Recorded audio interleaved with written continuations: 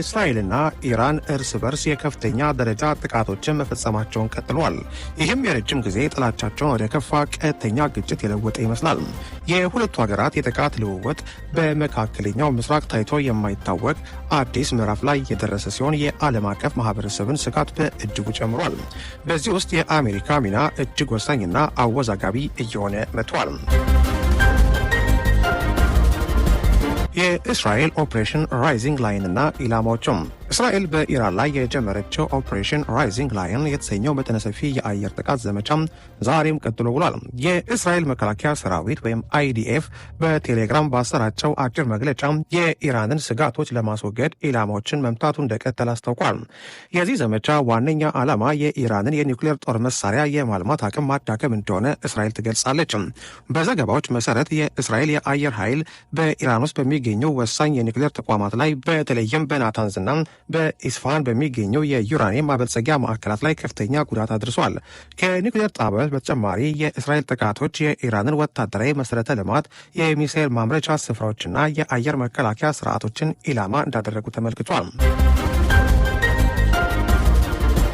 የኢራን የመልስ ምትና የደረሰው ጉዳት በምላሹ ኢራን በእስራኤል ከተሞች ላይ የመልስ ምት የሚሳኤል ጥቃቶችን በመሰንዘር አጸፋውን መለሰች። እነዚህ ጥቃቶች በተለይ የቴል አቪቭና ኢየሩሳሌም ከተሞችን ኢላማ ያደረጉ ሲሆን በአንዳንድ የእስራኤል የባህር ዳርቻ አካባቢዎች ፍንዳታዎች ተሰምተዋል። የእስራኤል የድንገተኛ ጊዜ አገልግሎት ማገን ዴቪድ አዶም ወይም ኤምዴ በሰጠው መግለጫ ከኢራን የሚሳኤል ጥቃቶች በኋላ ቢያንስ 2 ሰዎች ሕይወታቸውን አጥተዋል። ከሟቾቹ መካከል 60 ዓመት አካባቢ የምትሆን አንዲት ሴት ንቃተ ህሊናዋን አንስታና የህይወት ምልክት ሳታሳይ የተገኘ ሲሆን አንድ የ45 ዓመት ወንድም ከቦታው ከተነሳ በኋላ ህይወቱ ማለፉ ተገልጿል። ከ20 በላይ የሚሆኑ ሰዎች ደግሞ በተለያዩ ደረጃዎች ጉዳት ደርሶባቸዋል። ከፍተኛ አመራሮችና ሳይንቲስቶች መገደል የሁኔታውን ክብደት ከፍ የሚያደርገው በእስራኤል የአየር ጥቃቶች ከሞቱት መካከል ከፍተኛ የኢራን ወታደራዊ አመራሮችና ቁልፍ የኒውክሌር ሳይንቲስቶች እንደሚገኙበት ቢቢሲ ዘግቧል። ይህ በኢራን በኩል ከፍተኛ የበቀል እርምጃዎችን ሊያስከትል እንደሚችል ይታመናል። የአሜሪካ ተሳትፎና አቋም የእስራኤል የረጅም ጊዜ አጋር የሆነችው አሜሪካ በዚህ ግጭት ውስጥ ወሳኝ ሚና እየተጫወተች ነው። የአሜሪካ ባለስልጣናት እንደገለጹት አሜሪካ የኢራንን ሚሳይሎችና ድሮኖችን ለመጥለፍ እስራኤልን በንቃት እየረዳች ነው። የአሜሪካ የአየር መከላከያ ስርዓቶች እንደ ፓትሪዮት ሚሳይል መከላከያ ስርዓቶችና ተርሚናል ሃይ አልቲቱድ ኤር ዲፌንስ ሲስተም THAAD ና የባህር ኃይል አውዳሚዎች ለምሳሌ በምስራቅ ሜዲትራኒያን የሚገኘው የባህር ኃይል አውዳሚ ወደ እስራኤል የሚመጡትን የኢራን ሚሳይሎችን በመጥለፍ ላይ ተሳትፈዋል። ሆኖም አሜሪካ እስራኤል በኢራን ላይ በሰነዘረችው የአየር ጥቃት ቀጥተኛ ተሳትፎ እንደሌላት ገልጻለች።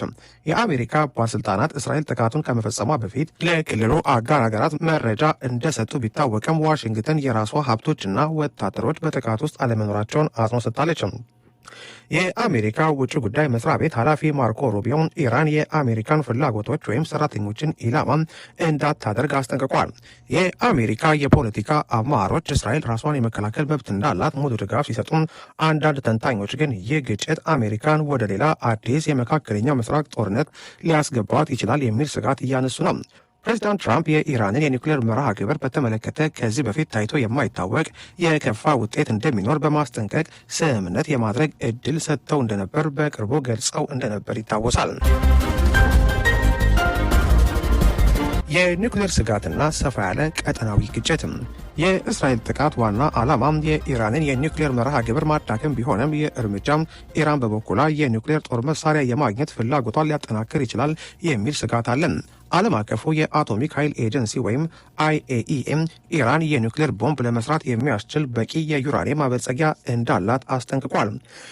በተጨማሪም በየመን ያሉ የሁቲ አማጽያንና በሊባኖስ የሚገኘው ሂዝቦላ የኢራን አጋር በመሆናቸው የእነዚህ ቡድኖች ግጭት ውስጥ መግባታቸው የጦርነቱን ስፋት ሊያሰፋው ይችላል።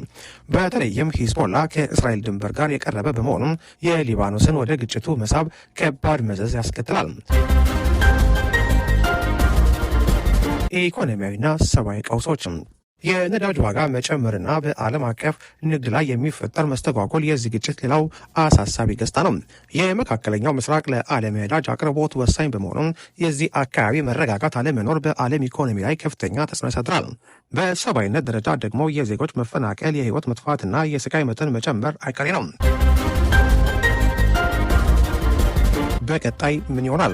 ይህ አሁን ያለው ግጭት የእስራኤልና የኢራን የረጅም ጊዜ ጥላቻ ግልጽ ወደሆነ የጦርነት ምዕራፍ መቀየሩን ያሳያል።